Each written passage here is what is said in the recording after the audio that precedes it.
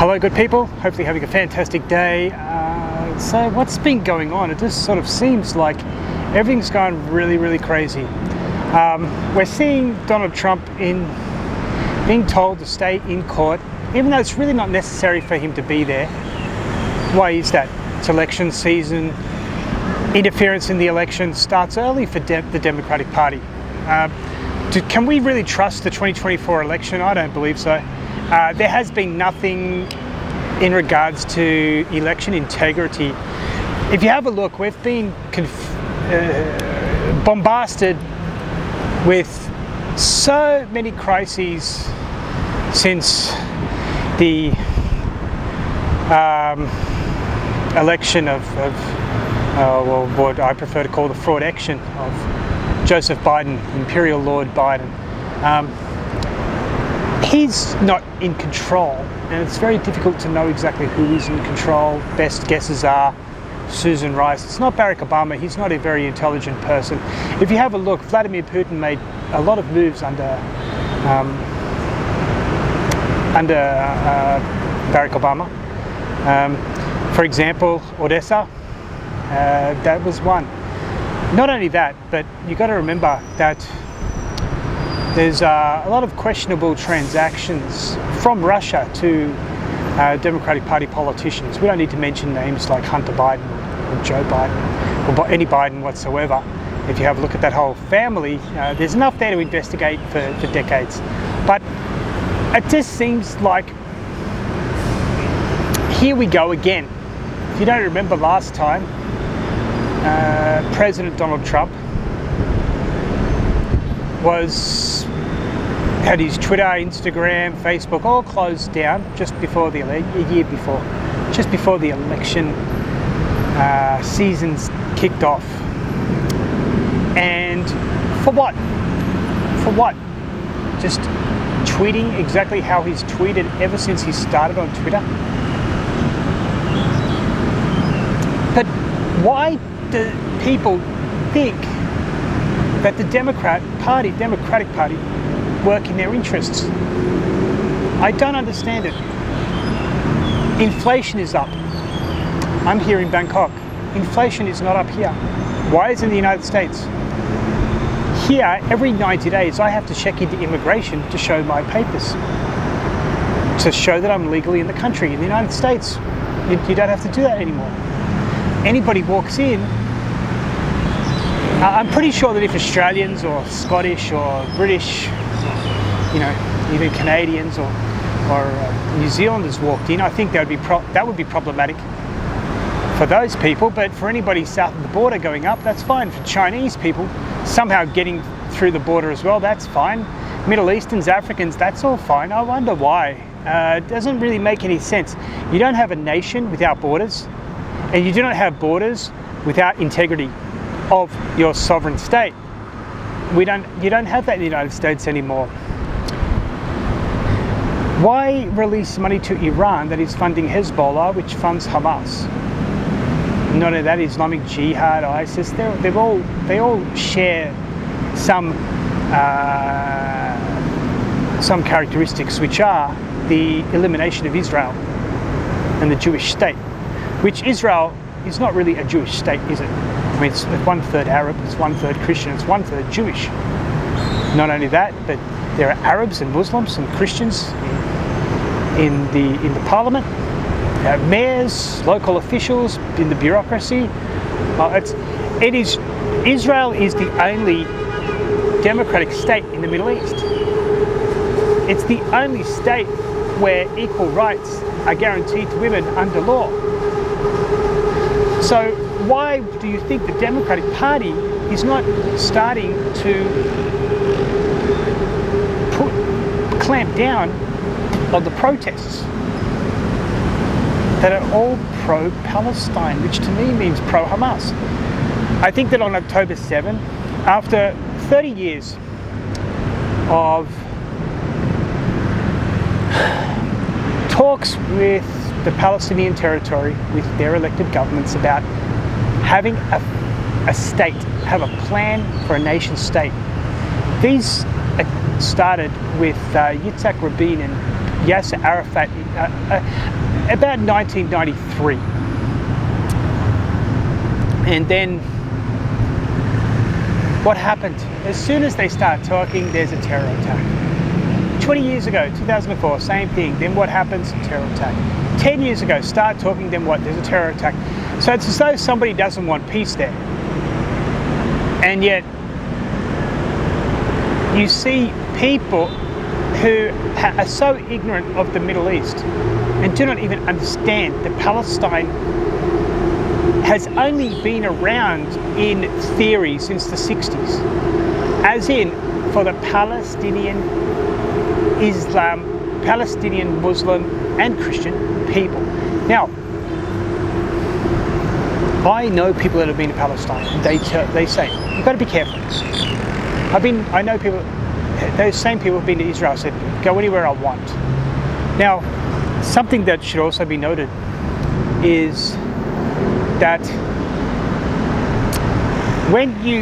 the left can only ever increase its base through crises and degeneracy. And we see this in all aspects of life at the moment. Gay marriage, okay, that's fine, go do it. I've got no problem with that. But now they want to attach LGBTQ. Now they want furries. Now they want MAPs. Now what else is going to be next? Trans species. It's getting a little bit crazy. But you see, how could you, as a Democratic Party official, ever tell someone that things will be better with you under the Democratic Party when there is absolutely no empirical evidence whatsoever that would ever occur? And the only thing that could ever really exist is that you become dependent on the Democratic Party. In order for that to happen, they need to be able to profit off you, don't they? Think about this. If someone's providing you with $30, they have to go make that money somehow. Well, how can they make that money when the only thing you are is a person? So usually you'll have employment, but most of these people protesting is students are unemployed, right? So what do you think will happen? Well, you won't be able to own anything. So that costs money, and you're not making any. But you're going to need money. You're going to need something to survive. So there will probably be no money. You won't have the freedom of commerce anymore. What you will have is dependency on the state, and they will ration what they think you deserve. And what will that be based on? Your political affiliation. We already see this in the judicial system. If you're a Democrat, you don't get charged. Or if there's a possibility that you will vote Democrat, or at least Democratic Party will be able to take your mail-in vote and vote on your behalf, then you can get away. You see San Francisco, New York, if you steal under $1,000 worth of stuff, don't worry, you get to walk. You don't even have to pay it back. But if you're a Republican, you get charged. So a good example is this: somebody burnt the LGBTQ flag and got 15 years. But just yesterday, somebody burnt a Donald Trump flag and got a misdemeanor charge. They had to walk onto somebody's property, burn the flag, burn the whole posting down. Could have potentially started a big fire, but no, they just get to walk. Don't do it again in the next 12 months and you'll be okay. Don't forget to vote Democrat. Now, this really is a two-tier political system now. I mean, holding Donald Trump in court during the election season shows this. Not only that, but there's too much evidence against Joseph Biden and the Bidens to just ignore it. But they are, because district attorneys are all Democratic Party, especially in California and New York. Nobody else around the country is bothering to go after Democrats. Republicans are lazy, they're scared, they're cowards. They don't have backbones. We just saw Mike Johnson give more money to Ukraine. Ukraine is very interesting because under Donald Trump had NATO paying their fair share. And Vladimir Putin took notice, said, you know what, this is a real player. He knows what he's doing. We're going to leave Ukraine alone. Biden gets in, NATO just goes, oh, okay, great, Americans are paying again, and what happens? Well, Putin's straight into Ukraine. You know, it's quite sick what is going on around the world. But in particular, the United States is a Judeo-Christian conservative nation. You can't have itself internally you cannot have America internally tearing itself apart. There has to be some cohesion. There has to be the classical conservatives, classical liberals that used to be able to live side by side. But the left just keeps getting more radical. Now, the right wing in America basically gets ignored by the conservatives. Nobody's interested in them. And we're not talking about neo-Nazis, because that's a socialist movement. I'm talking about basically what would be considered your libertarians. If you have a look, most of them are pretty much just right of centre these days. I mean, they're not even pushing anything. You know, the idea that the January 6th was some insurrection is ridiculous. There's no weapons found on anybody. You know, and if you go onto Telegram, some of the information coming out there is just nuts. I mean, I've never seen a whole bunch of right-wingers wear exactly the same thing. I've never seen all 30 of them wearing the same boots that are in the FBI catalogue for field work. You know, I've never seen that from right-wingers. And I'm not saying that the Democratic Party do that, but it just seems like every time there's some kind of crisis, it works in the Democratic Party's favour. It makes no sense. I have no reason why anybody would ever vote Democratic Party. I have actually no reason why anybody would really vote Republican. There's probably about half a dozen Republicans that seem to be half decent. At least they're going to stick up for the only person who in probably the last 20 years made America great, started to move America in a better position. Donald John Trump, President Donald John Trump. Number one, there's a million reasons to vote for him. Oil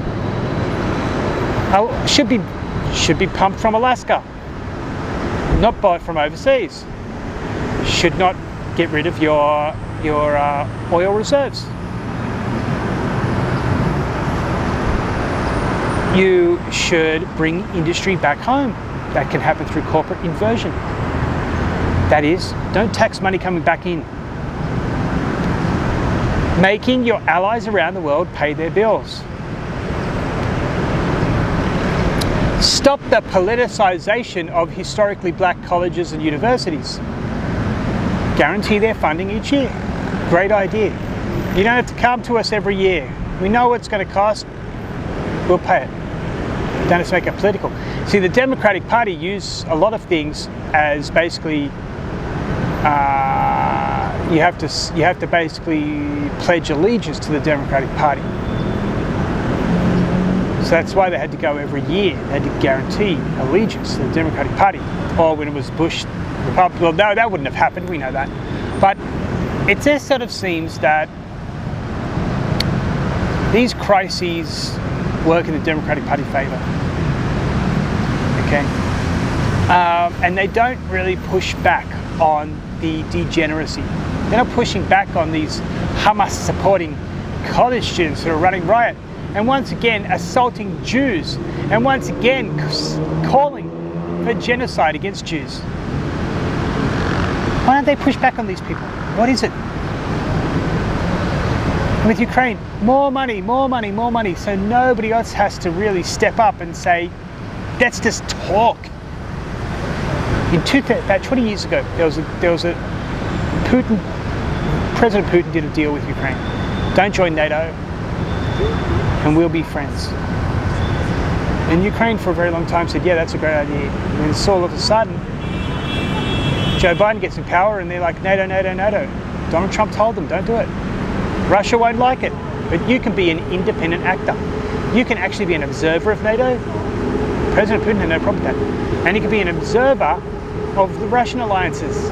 Why not go and talk to both sides? Putin would not have invaded. He wouldn't have been able to. And in particular, if Donald Trump was in power. because NATO would be paying their bills. And that would have scared Putin. But under a weakling like Biden, whoever his handlers are, we don't know who they are. You've got no chance at all. Anyway, so it's very consequential. I don't even know if there's going to be a 2024 election. I just feel that things are going to get even more crazy. They're going to be throwing so much crazy out there. Nobody's going to be able to work out what is happening. It's going to be a very scary time. And the only thing I could say is that, is President Donald John Trump the last hope? Yes. Yes, there is nobody. Vivek Ramaswamy has come forward, and I think he's another one. I also think that people underestimate Ben Carson. He doesn't have the braggadocious dexterity of a Donald John Trump. Vivek somewhat has that. Matt Gaetz, Marjorie Taylor Greene, Jim Jordan, these, and I forget, there's two ladies as well, actually quite a, that I think are fantastic as well. Can't remember them. What is it? Mace? Okay, I forget. Anyway, doesn't matter.